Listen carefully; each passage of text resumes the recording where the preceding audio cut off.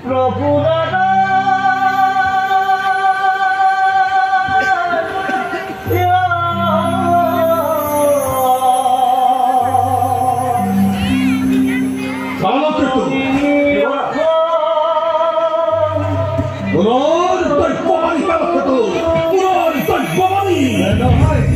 নহয় যুৱৰাজ দেৱৰ কি নাগাত হয় ভগৱান লৈ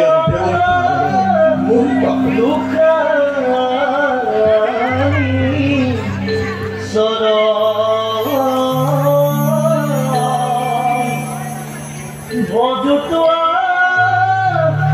দুখা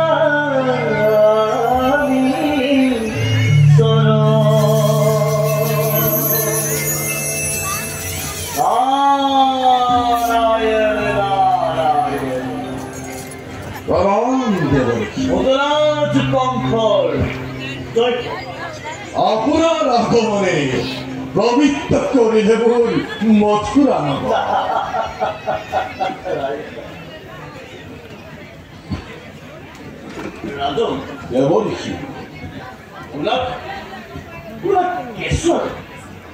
আনন্দ মনে বসুদেবে করিলত দৈবকীর প্রথম সন্তান তুমি কি মুক্ত করে দেবঋষি যে আছিল দৈবকীর গর্ভজাত প্রথম সন্তান প্রতি মোর নাই কোনো মৃত্যুর ভয় আর সেইভাবে স্নেহতে মই মুক্তি দিল তার মুক্তি দিল হয় দেব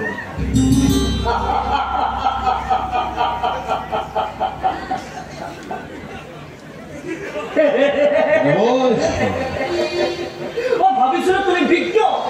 রাত্রিতে তোকে পারব কিন্তু কূটনীতি ধর্মনীতি বিচার করিব করা জ্ঞান তোমার ইমান করো না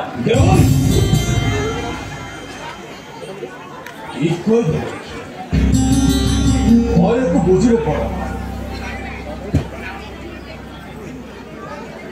তুমি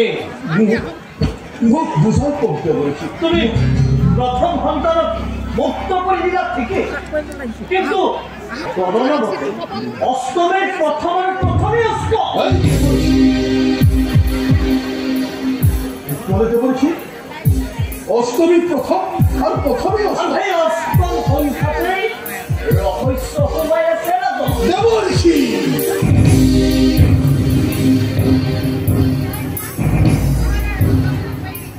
ভালোরে বুঝাই করতে বলছি একেবারে অস্পষ্ট মই একটু বুঝিব পড়াই ভালোরে বোঝাই করতে রাজন তুমি প্রথম এই অষ্টতম বদ্ধ পাখিরে বল ইয়াত প্রথমর পুরো গণনা করি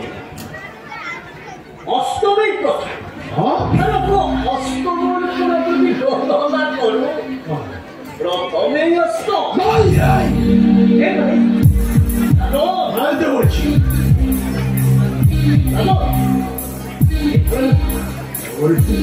প্রথম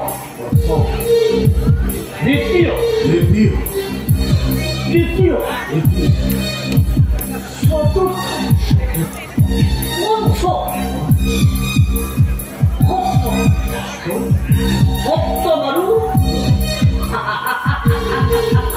এয়া সপ্তম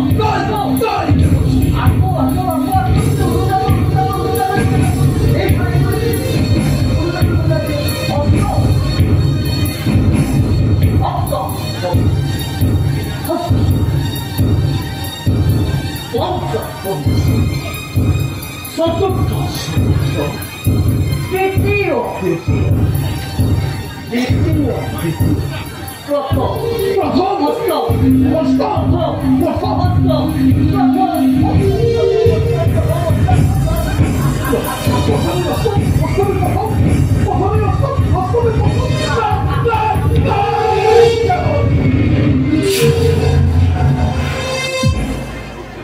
দেবর্ষি এটা এটা উপায় কি হবো দেবর্ষি উপায় কি হবো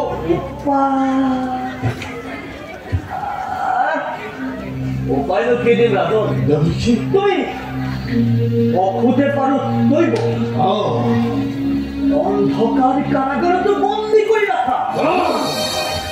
তেতিয়াহে তোমার মনের কামনা পূরণ হবো তার আগতে আছে কিন্তু তোমার কর্তব্য তোমার পিতা উগ্রসেন মোর পিতা উগ্রসেন তোমার পিতা উগ্রসেনকে তুমি বন্দি করে রাখা তোমার পিতা উগ্রসেনে বকুলৰ গোপগোপী সকলৰ লগত ষড়যন্ত্ৰ কৰি তোমাক হত্যা কৰাৰ প্ৰস্তুতি চলাইছে আৰু শ্ৰীহৰিয়ে ইয়াৰ প্ৰধান নেতা গতিকে মই কোৱা ধৰণে কাম কৰা তোমাৰ মনৰ অভিলাষ পূৰণ হ'ব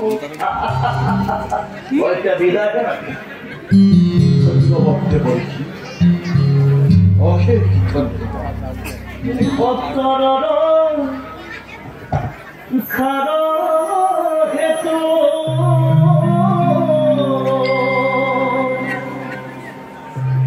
অভিবিধ ৰূপ ধৰা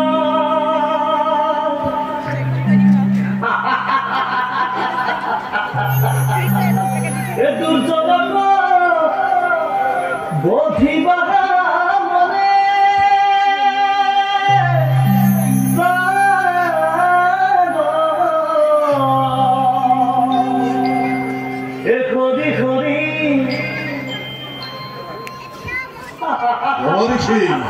দেবৰ্ষি